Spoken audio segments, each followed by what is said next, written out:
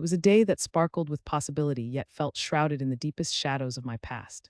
The graduation ceremony had unfolded like a beautifully orchestrated symphony around me, yet beneath the surface, I was drowning in a cacophony of emotions, the worst being dread. As I adjusted the cap perched atop my head, its tassel swayed gently, reminiscent of the fluttering anxiety in my stomach. My heart raced, a relentless drumbeat echoing the overwhelming mixture of triumph and turmoil. Harbor Town, with its sun-drenched streets and shimmering coastline, seemed oblivious to the storm brewing inside me. How ironic, I thought, that this picturesque setting should bear witness to some of the most harrowing experiences of my life. The scent of fresh flowers mingled with the salty air, creating an almost intoxicating aroma that wrapped around me, yet it did little to ease my unease. As a sea of graduates filled the grand hall, vibrant caps bobbing like waves in a playful tide, my thoughts spiraled back to that conversation with my parents just a week earlier. Their words sliced through my momentary joy like a jagged knife. "If you do not invite your brother to your graduation celebration, we will reconsider your place in this family," they had said, their voices steady, unwavering in their conviction. The ultimatum was clear: comply or face the risk of losing everything I had fought so hard to achieve. Memories flooded my mind, making my skin crawl. Daniel, my brother, had been an omnipresent force throughout my childhood, a cruel puppeteer pulling strings to manipulate my life. His laughter had often echoed in dark corners of my mind, a haunting reminder of the torment I had endured. I cast my eyes around the auditorium, taking in the joy radiating from my peers. Friends were hugging, their smiles wide with anticipation for the celebrations to come. But for me, joy felt like a distant island just beyond my reach. Every time I let myself smile, I was reminded that I had become accustomed to masking my pain beneath a brave face. Michael, a friend from law school, caught my eye from the front row and waved enthusiastically. I returned the gesture, but it lacked the warmth it should have held. My heart felt like a heavy stone pressing down on me. "Amelia. Are you excited?" Michael called out, his voice cutting through the crowd, laughter bubbling under his words. I nodded, forcing a smile that didn't quite reach my eyes. "Absolutely, just a little bit nervous." "Nervous? You're going to crush it out there. It's your day," he replied, his voice laced with enthusiasm. But even his encouragement felt muted, drowned out by the reality of my family's demands. Each word twisted in my stomach, turning joy into a nauseating mix of bitterness and fear. I took a deep breath, willing the waves of anxiety to recede, but all I could think about was the specter of Daniel looming over this milestone. Being forced into inviting him felt like inviting a storm into a peaceful harbor, unexpected, damaging, and wholly unwanted. What my parents failed to understand was that Daniel was not merely my older brother, he was the embodiment of my childhood trauma. They stood firm in their belief that familial love could heal all wounds, but they had no sense of the truth that lay beneath their unwavering faith. They had always turned a blind eye to Daniel's darker inclinations, to the way he delighted in pushing my limits and reveling in my pain. I had spent years rebuilding myself after his relentless torment, clawing my way back from a chasm that threatened to swallow me whole. And now, in this moment of celebration, the thought of welcoming him back into my life felt like standing at the edge of a cliff. My parents harbored dreams of a harmonious family reunion, but I saw only the inevitable unraveling of my finely woven sense of self. And as I fought against the swell of anguish, a flicker of determination ignited within me. I could play their game, I could invite him, if only to craft a plan that would serve my twisted sense of justice. Sure, I would let him back into my life for one evening, but it would be under my terms. Gathering my courage, I felt the cool plastic of my phone beneath my fingers. My palms felt clammy as I opened a text to a number I had not reached out to in years. Memories of his mocking laughter and disdainful smirks flooded my mind, but I pushed those thoughts aside. If I was going to invite Daniel, I would have to do it with a calculated mindset. There would be no overtures of forgiveness, no illusions of family bliss. This would be part of my plan. I stared at the camera roll, scrolling past images of happier times, faces filled with joy, before selecting the clean contact. The voice in my head screamed to stop, but I fought back. My heart thumped, reminding me that strength did not always emerge from consent. It could often bloom in the darkest soil of bitterness and rage. "Hey Daniel," I typed, stealing my fingers as I composed the message. "I'm graduating this Saturday. I'd like you to come to my celebration. Mom and Dad would love to see you." A hollow grin tugged at my lips as I reread the words, savoring the sharpness of their sweetness coated in passive-aggressive intent. Just then, a buzz broke through the depths of my contemplation, pulling me back to the present. My parents were approaching, their joyful grins cutting through the haze of my dark thoughts. "Amelia, there you are," my mother exclaimed, pulling me into a soft embrace. Her perfume swirled around me, rich with hints of jasmine and something like fresh linen, a scent I had always found comforting, yet today felt almost suffocating. "We were just looking for you. How do you feel?" "I feel." I hesitated, the multifaceted emotions twisting in my gut. "Excited," it came out as a question, almost unsure of itself. My father chimed in, his voice filled with earnest pride. You worked incredibly hard for this day. You deserve every bit of joy, my girl. I know you two are hoping for a big celebration, and I wanted to make sure everyone was there," I said, forcing the words out even as they twisted like a corkscrew inside me, including Daniel. The last two words fell from my lips like lead weights, heavy with the reality they would conjure. My parents beamed at the mention of his name, their excitement radiating off them in waves as if I had unveiled the ultimate gift. "You really mean it," my mother gasped, her eyes glistening. "This is wonderful news. I knew you would come around." But beneath my forced smile, I could feel the pulse of triumph starting to build, a low thrum of satisfaction that perhaps I could manipulate the narrative. If they wanted him there, fine, but I would draw out his darkness in a way that would open their eyes, if only slightly, to the truth. "It will be so great to see him. He has wanted to be part of your life for so long," my father said, practically glowing at the prospect of a united family, unaware of the wreckage Daniel left in his wake. "Let's plan everything perfectly. It's a special moment." My mother clapped her hands together, and I fought the urge to recoil at the thought of her unfounded optimism.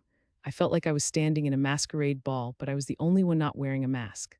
My heart pounded as I thought of the evening to come, gearing up for the performance of my life, one where the stakes were higher than ever. "Yeah, let's make it special for everyone," I replied, my voice steady despite the quaking that rippled through my insides. They were blind to the storm that brewed within me, and I was determined to keep it that way. As we moved back toward the festivities, the laughter of my classmates mingled with the droning hum of congratulatory chatter filling the air. I painted on the bravest face I could muster, navigating through a sea of bright, happy faces adorned in their caps and gowns. But I couldn't shake the jarring reality that the one person I dreaded most would soon be in that very space, my moment of triumph tainted by the darkness he had once cast over my life. With every familiar view of Harbor Town, the glistening sea, the quaint shops lined with flowers, and the sunshine pouring down like liquid gold, I felt the weight of my decision pressing heavily upon me.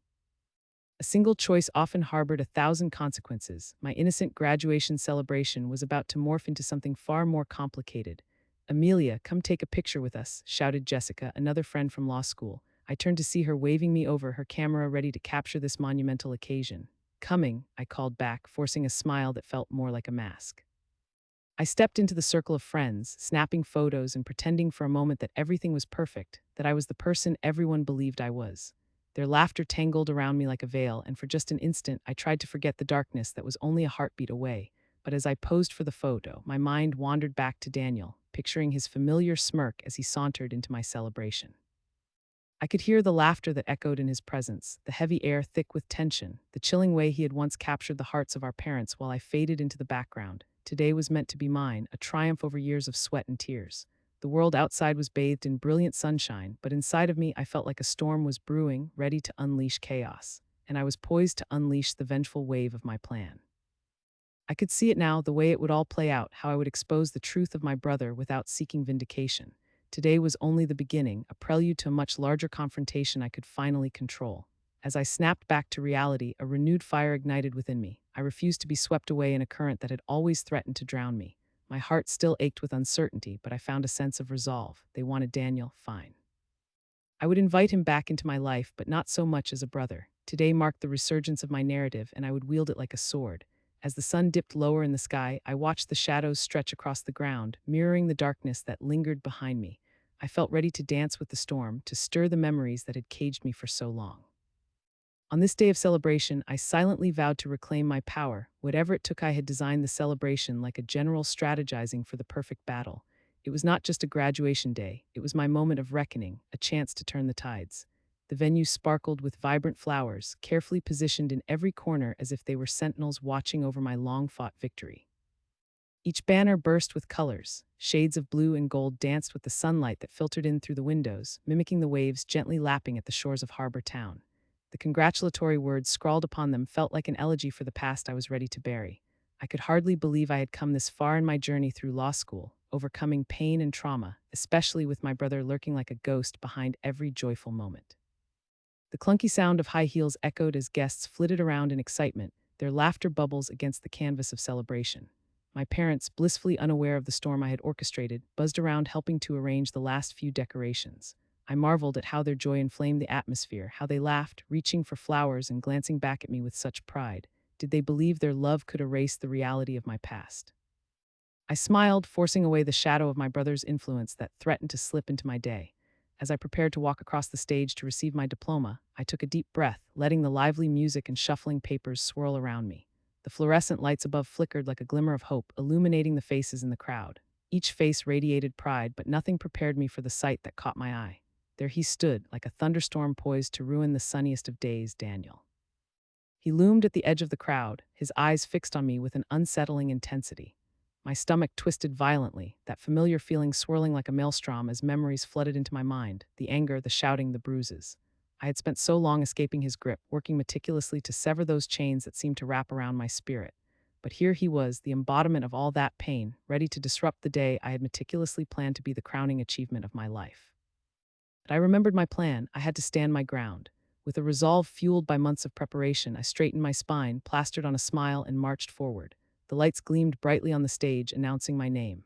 As I walked to the center of the platform, I could see the cameras tracking my every move, blinking mechanically like they were alive, eager to capture the embodiment of my triumph. "Are you ready?" I asked my parents, my voice steady, dripping with sweetness that turned sharp as ice. Their eyes sparkled with naive anticipation. "Of course, sweetheart, we are so proud," my mother said, her voice quavering with joy, oblivious to the emotional storm brewing just beyond our periphery. I glanced back at the cameras, letting my heart thud against my ribcage with wild excitement. This was my moment, my stage. I was about to reclaim my narrative, unveil the secrets of the past that had been locked away, and finally drag the truth into the light. "What do you mean, Amelia?" Father asked, sensing an undertone in my voice. "What story?" I savored every moment of their realization as I pointed towards the cameras, silver and compact, yet filled with potential. Their faces began to pale as understanding washed over them like a shadow chasing the last rays of daylight. "Do you know what this means?" I inquired slowly, relishing their moment of panic. "What do you mean?" my mother stammered, her hands fidgeting nervously with the edge of her dress, her eyes darting back to Daniel. I followed her gaze, watching in satisfaction as the triumphant smirk on his face twisted into something far darker, a look of impending dread. "I've shared my story," I said evenly, each word laced with a serene confidence that whispered, "You cannot control me any longer. Today is about more than my graduation. It is about healing, about truth." As the cameras began rolling, it felt as though the world had nearly come to a halt. I could see the whispers from the crew busy behind the scenes, picking up the essence of what was happening. The microphones blurred their conversations into a chaotic hum, but I didn't care. My focus was locked in on my parents' eyes, their widening expressions turning into a bewildered horror that I had long desired to see. "This is all part of the feature, Mom, Dad," I said, my breath steadying, the excitement prickling at every nerve. "You will see it on television. Our family's story will be shared." "No, no, no, Amelia," my father began, panic gripping his voice. "You can't possibly mean to involve him." I followed his gaze, landing once again on Daniel. He stood there, still as a statue, his eyes turning to steel. Without consciously deciding to do so, I stepped closer to the edge of the stage, allowing my voice to project into the room like a siren call. I could feel the intensity of the moment, the audience hanging onto my every word. "It is time for the world to see the truth about us. The struggle, the fear, the reality we once tried to hide," I declared, my heart racing as I finally brought the narrative out into the open. "I want everyone to know that I struggled to escape the grip of my abusive brother and that you were complicit in allowing that pain to flourish." My mother's breath hitched as her face paled further, each line of joy disappearing into the shadows of regret, while my father's fists clenched, his jaw tightening. "What do you think this will accomplish, Amelia?" my father warned, his voice tinged with desperation.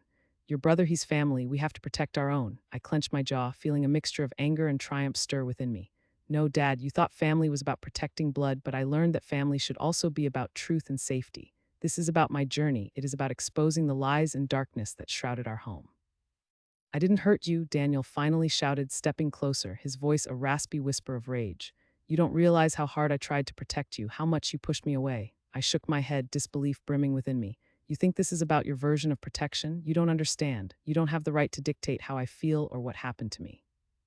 The cameras turned toward him, capturing the tension in the air, revealing a split-second culmination of emotions that danced like flickering flames. "Everyone has their demons," Daniel continued, his voice thick and quivering with anger. "But don't make yours my fault." My heart thundered, a war waging inside my chest. Would he really try to shift the blame again? I was not going to let him. "You will not manipulate me anymore, Daniel. You are not the victim here." The crowd shifted uncomfortably, the tension building thick enough to slice through the air, yet I stood unwavering, intent on reclaiming my narrative, determined to uproot the fear that had taken root in my life for far too long. I had resolved to expose the truth, to allow the world to witness the chaos and horror that had spiraled inside our family. "Look around," I urged, my voice ringing out clear and firm. "Tell me how we can heal from this if we refuse to acknowledge the pain." My mother's expression broke, tears perched precariously on the edge of her lashes. Sweetheart, she began, but I cut her off, my heart pounding as I fought against a tide of memories longing to sweep me back into despair. This about more than our family, I said with conviction, gathered strength fueling each syllable.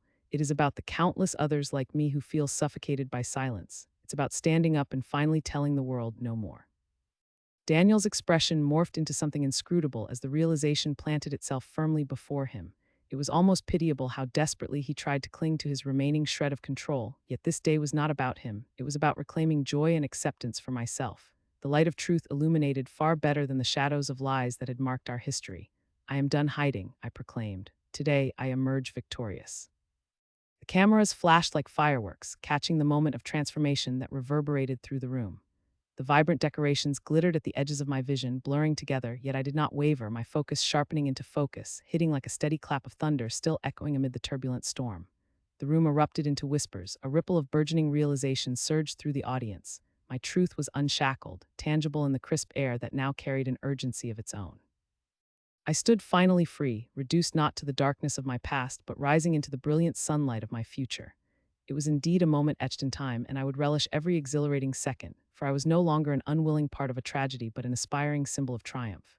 As the vibrations of change coursed through the air, I grasped the narrative deeply in my heart, spilling it forth in glistening waves that crashed against the remnants of fear still lurking. It felt good, it felt powerful, the crowd felt like it was pulsing, every breath taken reverberating against the air, heavy with tension as I stood there, my heart pounding like the bass of an unsettling drum. The bright lights were almost blinding, flickering on and off like a broken beacon, illuminating my parents' faces, both of them caught in the crosshairs of disbelief. Their eyes darted from mine to Daniel's, disbelief blossoming into something deeper, darker. It was as if the very fabric of our family was being ripped apart before their eyes, thread by thread. I could feel the power coursing through me, a rush that I hadn't felt in years. It was like I was awakening from a long slumber, rediscovering strength that had laid dormant for too long. I faced my parents, and their expressions were a mix of confusion, pride, and dread, like characters in a tragic play that I was now writing. They looked at me as if trying to comprehend the storm swirling within me, but I knew they wouldn't understand unless I showed them what had been hidden all this time. For years, you sheltered him, even as he left scars upon my spirit, I declared, my voice steady but loud enough to slice through the noise. My words fell like heavy raindrops over a parched landscape, each one echoing the truths they had chosen to ignore. You buried your heads in the sand, pretending everything was fine. I leaned in, absorbing the shocked flickers in their eyes, savoring the way my truth twisted the knife deeper. But today, I continued, letting the weight of my words settle like dust in the air. There is no escape. I gestured broadly, as if to embrace everyone around us. You are here to bear witness, not just to my achievements, but to the reality of what he has inflicted on me. The acknowledgement of my pain clung to the crowd, thick and suffocating like smoke from a fire they could neither extinguish nor ignore. Turning to my brother, I pierced him with a glare so intense it felt like daggers aimed directly at his heart. Daniel's arrogance, the trait he wore so proudly like a crown, melted away under the intensity of my expression. For a split second, I could see the flicker of fear cross his face, like a candle threatened by a gust of wind, vulnerable and flickering out. Memories flooded through my mind in vivid sequences, flashes of every moment he had invaded my life with his cruelty, the taunts, the beatings, the laughter at my expense. Each one felt like a brick in a wall I would tear down before their very eyes, exposing his wickedness for everyone to see. I needed him to know, I needed all of them to understand that he could no longer control me. You no longer haunt my life, I said, the words dripping with disdain. You are merely a shadow of a person I refuse to engage with. Each syllable rang with the finality of a gavel striking wood, my voice resonating amid the silence that enveloped the crowd, who stood still, captivated by the scene unfolding before them. As I spoke, I noticed my parents squirming under the weight of my words, their loyalty now seeming so misplaced in the light of the truths I laid bare. It was impossible to miss the discomfort etched across their faces, the writhing sense of guilt spiraling down through my core, pouring out into the air like spilled ink. The truth of Daniel's actions hung there, visible to everyone, as palpable as the fragrance of the flowers laid by the front of the stage. They were bright and cheerful, oblivious to the darker narrative that played out right above them. The cameras continued to roll, capturing every second like vultures circling their prey. With every click, every flash, they documented my uprising, a rebellion that forced my parents to confront the hidden truths they had spent so long avoiding. The world was about to find out the reality behind our family, and there was nothing they could do to stop it. This is what loyalty to a monster looks like, I proclaimed, my words slicing the air as if they were shards of glass. I could almost imagine the audience gasping collectively. It felt like the atmosphere changed, thickening with each heart that began to beat more rapidly. Daniel, once a figurehead among our peers, stood there frozen in time. The respect he wielded as effortlessly as one might wear a well-tailored suit crumbled into nothingness, layer by layer, leaving behind a confused boy who no longer recognized himself. All eyes turned to my parents then, the pillars they had thought would protect them now crumbling beneath the weight of their own complicity. Whispers rippled through the crowd, an electric charge buzzing in the air as astonished faces turned toward them, the ones who had advocated for the sanctity of family above all else. It was a gut-wrenching moment, one that forced them to confront the unyielding reality of their own actions and silence. The realization that Daniel had not just ruined me but tainted the entire family was palpable, sending shivers like shockwaves rippling through the attendees. Their expressions conveyed shock and remorse, a haunting truth. I had turned their narrative of love against them, used the shield they believed they had always wielded, a shield meant to protect but ultimately rediscovered as a bludgeon. They were spectators now in a tragedy of their own making. What do you say now, Mom, Dad? I directed my gaze from one to the other, my heart racing but determination spilling forth like molten iron. Now that your loyalty has been revealed as misplaced, what does that mean for our family? What does it mean for us? Silence reigned, and the cameras feasted upon it, capturing the moment where my parents could no longer turn away from the consequences of their actions. With every tick of the clock, the atmosphere buzzed with expectancy, tension rising higher. That fleeting silence, I reveled in the joy of power reborn, the power that once felt so far removed from my grasp now fully returned. Finally, my father swallowed hard, his throat bobbing like a ship caught in rough waters. Amelia, his voice cracked, uncertain, as if he were dipping a toe into an ocean of fear and regret. My mother's hands trembled slightly, clasped together tightly enough to turn her knuckles white. Don't, I interrupted, my tone cutting through the hesitation. I was unyielding now. Do not defend him, not now, not ever. The warmth of confrontation wrapped around me, filling me with a sense of purpose I had not known I could hold. Your excuses won't work this time. This isn't about you and your loyalty. This is about the monster you chose to shelter. Amelia, you need to calm down. We can talk about this. Daniel finally spoke, his voice barely a whisper, and yet it felt like a poorly crafted weapon aimed against me. Talk about what, Daniel? Talk about your cruelty.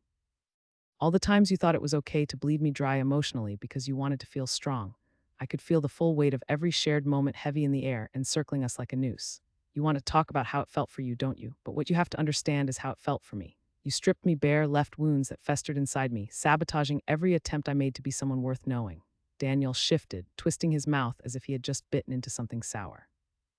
You're blowing this out of proportion. I was a kid, and I should have just stood by while you tormented me. The anger surged through me, rising like a flame that threatened to consume everything in sight. You were a kid, yes, but does that make it okay? You wielded words like blades, and those words cut deeply. The family, my mother's voice whispered in the background like a distant echo from some forgotten sanity. Yes, the family. I latched onto that thread as if it were the very lifeline dangling above the abyss of familial misery.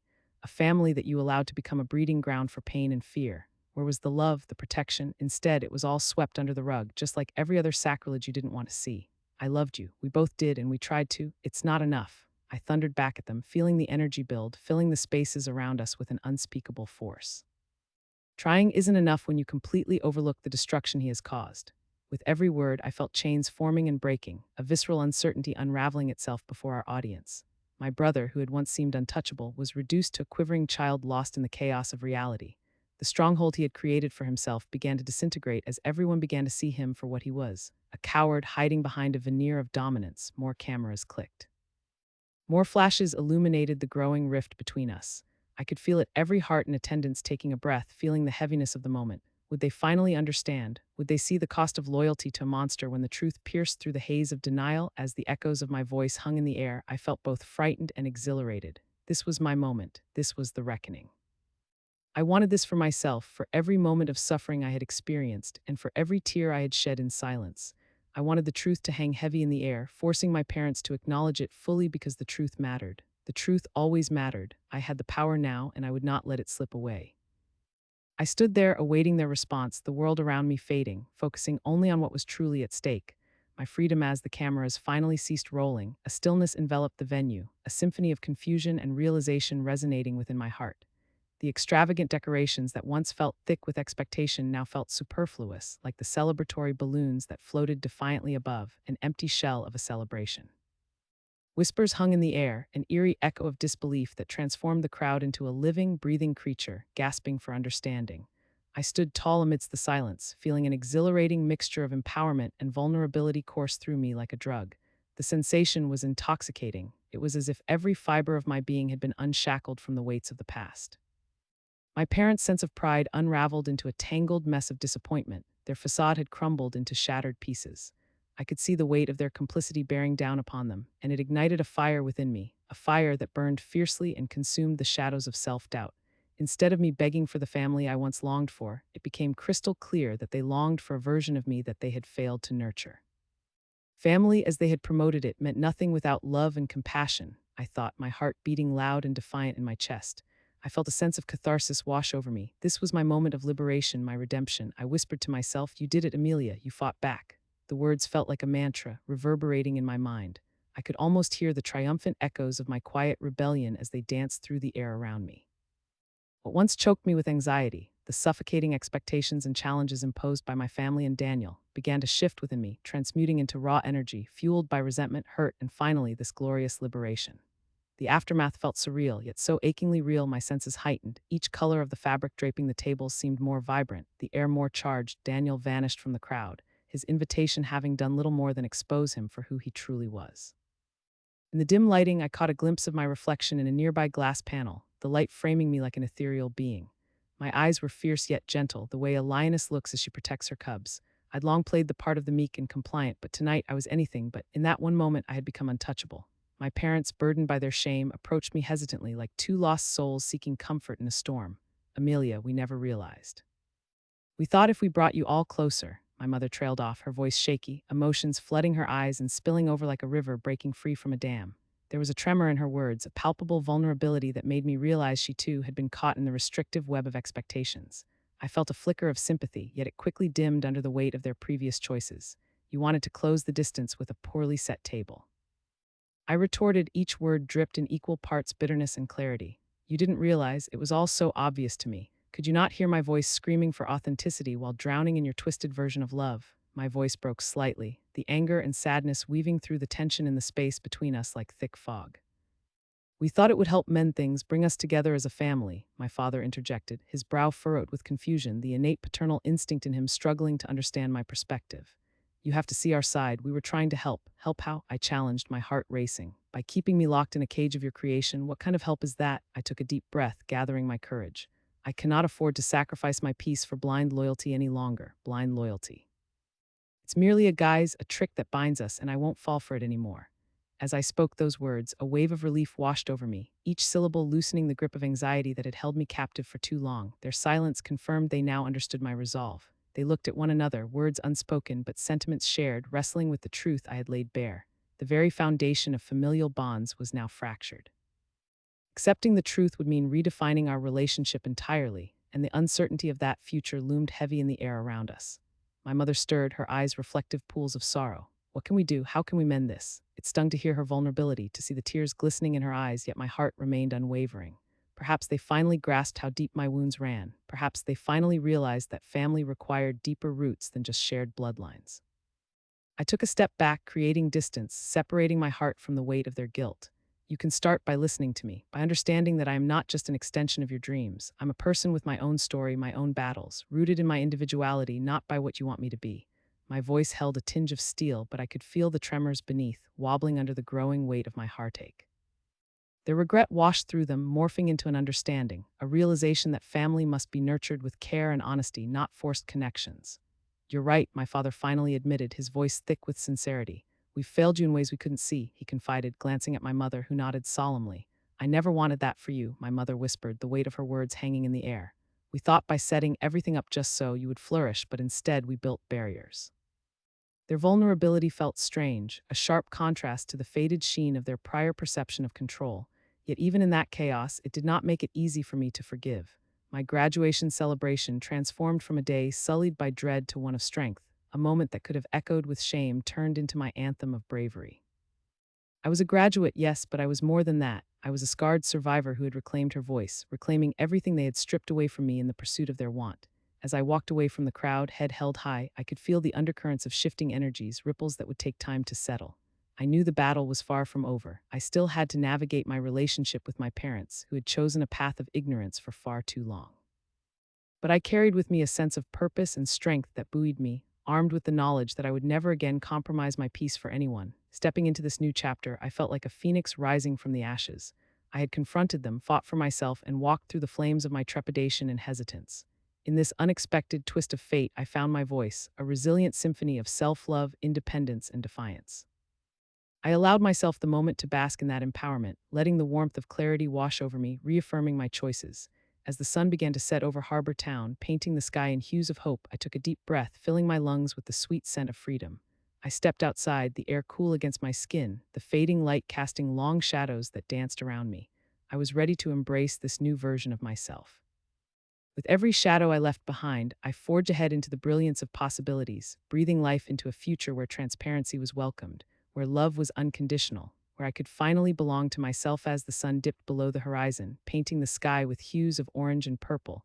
I stood on the porch of my small apartment overlooking the harbor, feeling an exhilarating mix of reflection and anticipation. A gentle breeze swept over me, carrying the salty scent of the sea, filling my lungs with the tangy embrace of newfound possibilities. This was my moment, a culmination of battles fought and won, a personal renaissance that had begun the day I decided to reclaim my narrative. I closed my eyes briefly, letting the cool evening air wash over me. A soft chirping of crickets began to sound, harmonizing with the distant murmur of boats bobbing gently against their moorings. In this tranquil setting, I felt strong, untethered by fears or the past that had once cloaked me like a shroud. My hand brushed against the railing, grounding me as I took in the view. The harbor, with its shimmering reflections on the water, seemed to mirror the changes within me, a surface that once felt turbulent, now settling into calm. Just then, my smartphone buzzed on the weathered wooden table nearby, shaking me from my reverie. I leaned over to grab it and glanced at the screen. A rush of warmth spread through my chest as I recognized the messaging app. "I cannot wait to see you. We need to talk and celebrate," came the excited response from one of my friends, adorned with a flurry of colorful emojis that danced cheerfully across the screen. Grinning, I typed back quickly, "I'm just enjoying the view. Tonight is going to be incredible." My fingers flew over the phone, a smile stretching across my face as I imagined the laughter and stories that awaited me inside the cozy walls of my apartment. The doorbell chimed moments later, and I rushed to answer it, a thrill of excitement coursing through me. As I opened the door, a burst of cheerful voices flooded in. My friends, everyone I had chosen to surround myself with, stepped into my space, transforming it from a brief sanctuary of solitude into a lively hub of joy and camaraderie.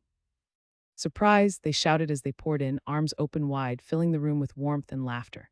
I felt my heart swell at their gesture, the realization hitting me like a wave. This was family, forged not through blood but through choice. "Look at this place," one of my friends exclaimed, beaming at the makeshift decorations I had strung up in the last-minute rush. "And you finally graduated. You deserve this party."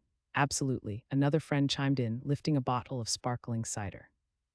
"New beginnings and amazing friendships. Cheers to that," I replied, feigning seriousness as I raised my glass, but not before adding with a playful grin, "but mostly to me." Laughter erupted around the room, warming the atmosphere even further.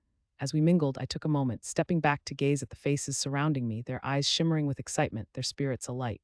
We were not bound merely by nostalgia, but by the shared unspoken understanding of our journeys, victories, and struggles. "Do you remember that time you nearly kept shouting at your professor until he let you speak?"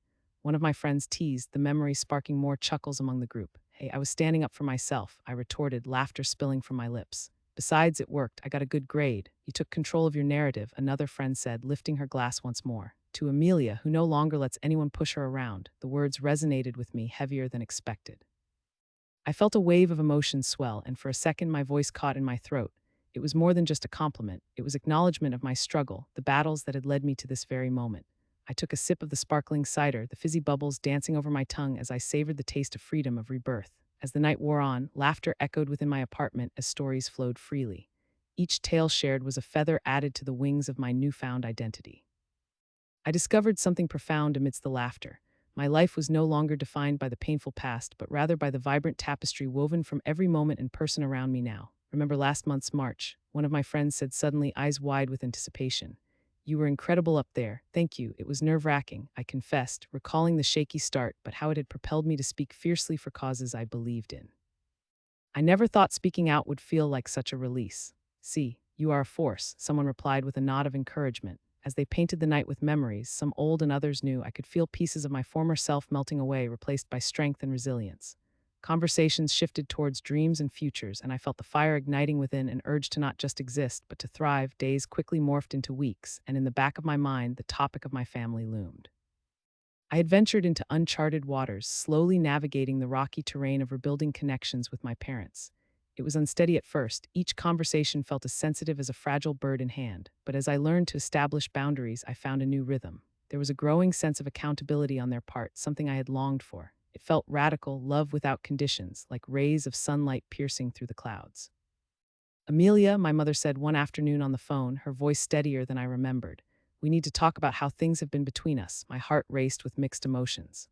I agree, Mom. It's been difficult, but we can try to make it better, I replied, feeling curiously vulnerable yet determined. About time, she chuckled nervously, and I could hear the genuine relief in her voice. I've been working on understanding my part in all this, and I think we can take steps forward.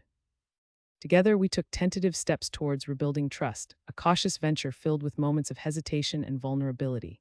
Still, we moved forward on my terms, crafting a fresh understanding from the ashes of past misunderstandings. Around the town, I became a regular at a cozy coffee shop where I dedicated time to volunteering. Offering legal advice filled me with a sense of purpose that was intoxicating. Every time I helped someone, the small corner of the cafe transformed from a quiet place to a beacon of hope and support for those in need of guidance. It felt exhilarating to use my voice for justice, to lend a hand to those still navigating the rough waters I had once endured. Each new day became an opportunity to reclaim parts of myself that had been lost along the way.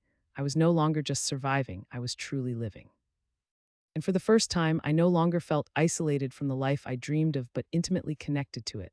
I paused one afternoon while handing out flyers for a community event, the sun dappling the sidewalk with warmth. My heart swelled with gratitude as I took a moment to appreciate the vibrant surroundings. I had transformed a painful past into inspiration, a feeling that churned in my gut, urging me onward. Words had power, I learned, but in using my voice to uplift, I had transformed revenge from an act into a way of invoking change in my community. I had turned my pain into purpose. That evening, as I stood on the same porch overlooking the harbor, I breathed in deeply, letting the salty air flood my senses. With eyes closed, I absorbed the serenity that enveloped me, a reward for every moment I had battled through. The sun dipped lower, as if giving way to a grander horizon. I felt a newfound serenity wash over me. I was liberated from the chains of my past. No longer would I let my experiences define who I was. I had courageously stepped into a new dawn, ready to embrace whatever lay ahead. Emotions flickered through my core, accomplishment mingled with fear, but mostly there was gratitude for the journey that had brought me here. I felt invincible, not just for taking my stand, but for embracing the life I had created on my own terms. The shadows of Daniel and my upbringing faded into mere wisps, fading into the twilight of a chapter that no longer held power over me. I was fearless, strong, alive, and excited for all that lay ahead.